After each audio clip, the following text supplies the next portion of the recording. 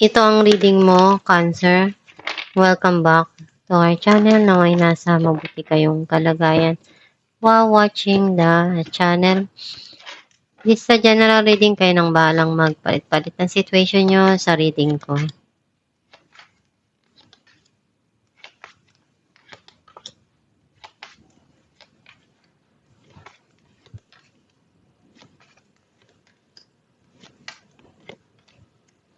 At the bottom of the deck, King of Cups. I feel like yung nasa sense ko na energy mo dito, andun yung pagmamahal na binibigay mo sa sarili mo, sa mga taong mahal mo, sa mga taong andyan para sa'yo.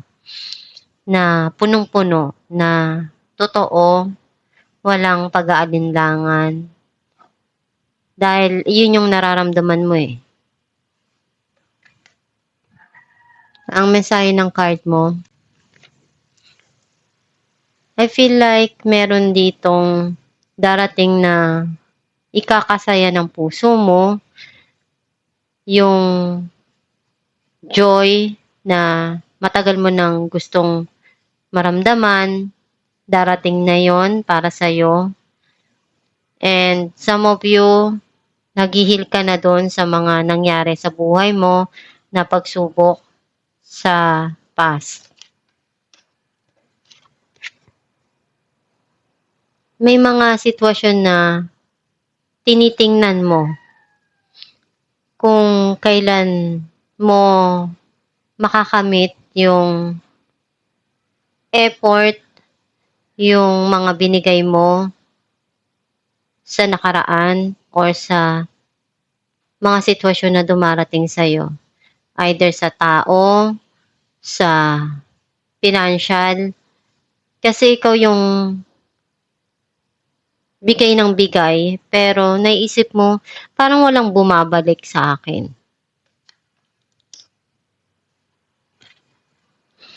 Nagkaroon ng struggle doon sa situation na yon. Feeling mo may conflict or may competition. Nagkaroon ng pagtatalo at pagkakagulo. Na-overcome mo yung pagsubok na yon. Ngayon, yung bagyong dumaan na yon sa buhay mo, nalagpasan mo. At mas lalo kang naging matatag.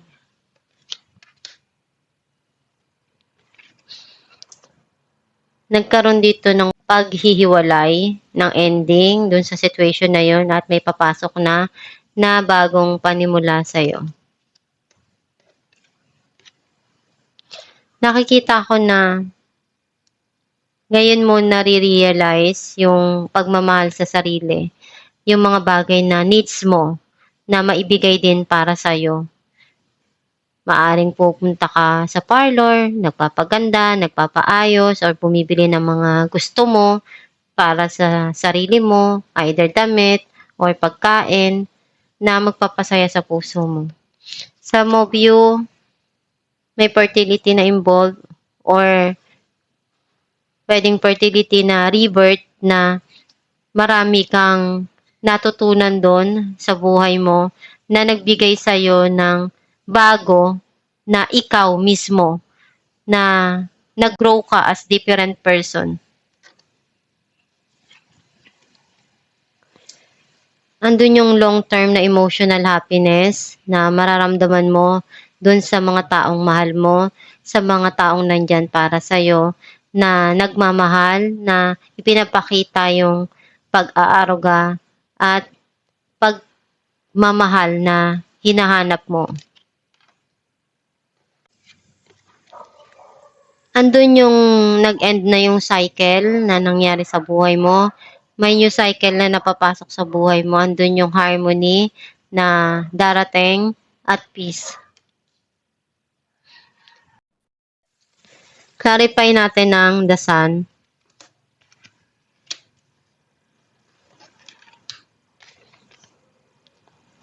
The Hangman and Temperance. Nakikita ko dito na yung mga bagay na iniisip mo na desisyon nahihirapan kang makapag-umpisa, unti-unti mo naman yan na maiaalis yung sarili mo dun. Magiging masaya ka rin, magiging okay ka rin, at darating na yung swerte para sa'yo. Habaan mo lang yung pasensya mo, huwag magdesisyon kung hindi ka pa handa, at pag-isipang mabuti para hindi magkamali.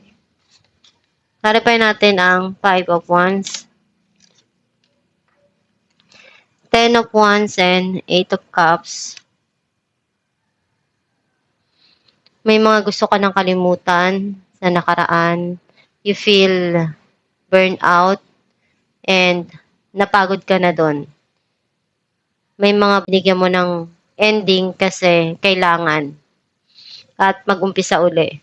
Harapin ko ano yung meron sa hinaharap. Clarify natin ang the Tower,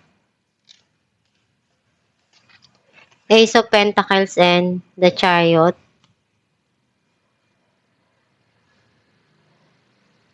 Meron ditong minamanifest ka na blessing para sa'yo. Marami kang natutunan doon sa mga nangyari sa buhay mo sa nakaraan. Sa past mo, marami kang lesson na nakuha doon.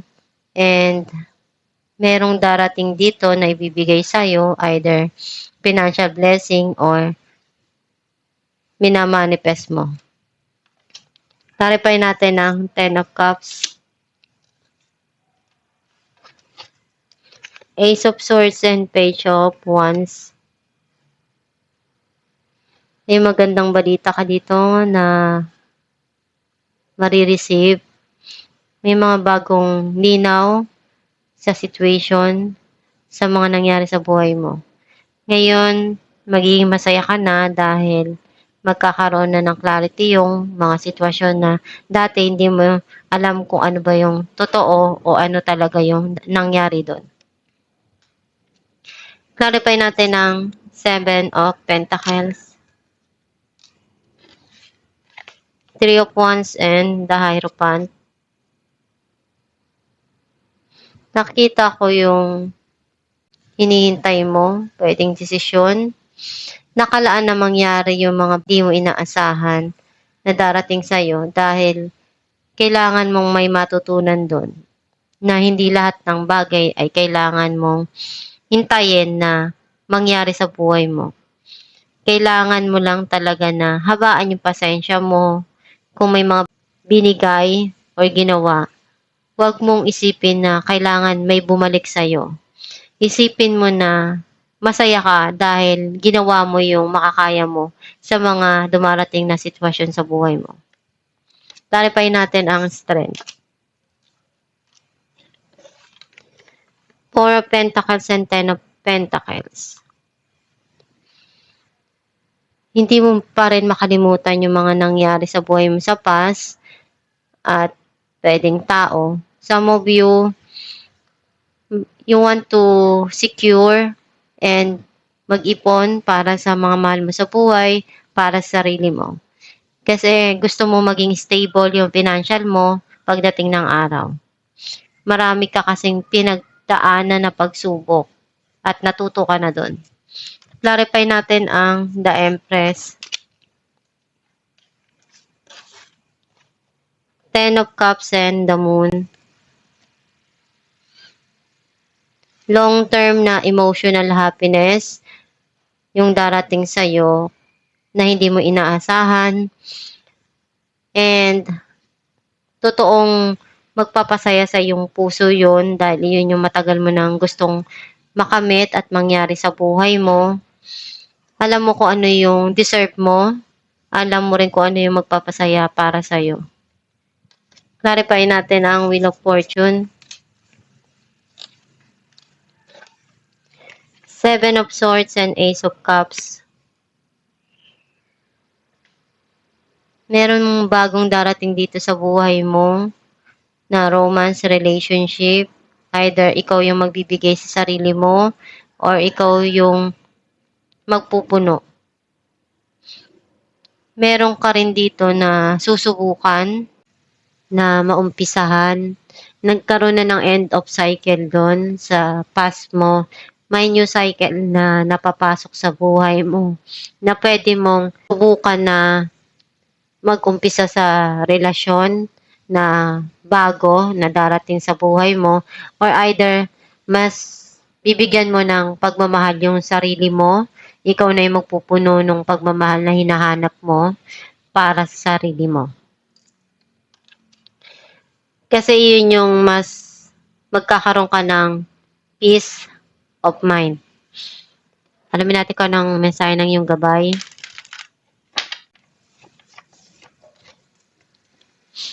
Perfect timing. Now, it's the perfect moment for you to act on your inspirations.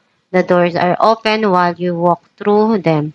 With us by your side, don't delay or procrastinate, as all of the ingredients are ripe for your success. Everything and everyone is on your side, supporting your positive outcome. Ang mensahe ng iyong gabay na may mga bagay na binibigay sa atin kasi yun yung tamang oras. May mga pinagdadaanan tayo sa buhay dahil iyon yung kailangan nating matutunan.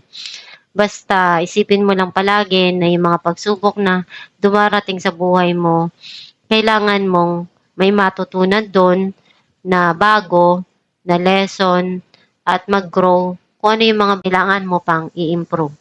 Basta isipin mo lang na ang Diyos Ama, ibinibigay sa yung pagsubok na yon dahil may rason at kailangan mong i-improve yung sarili mo sa bawat sitwasyon na dumarating sa'yo.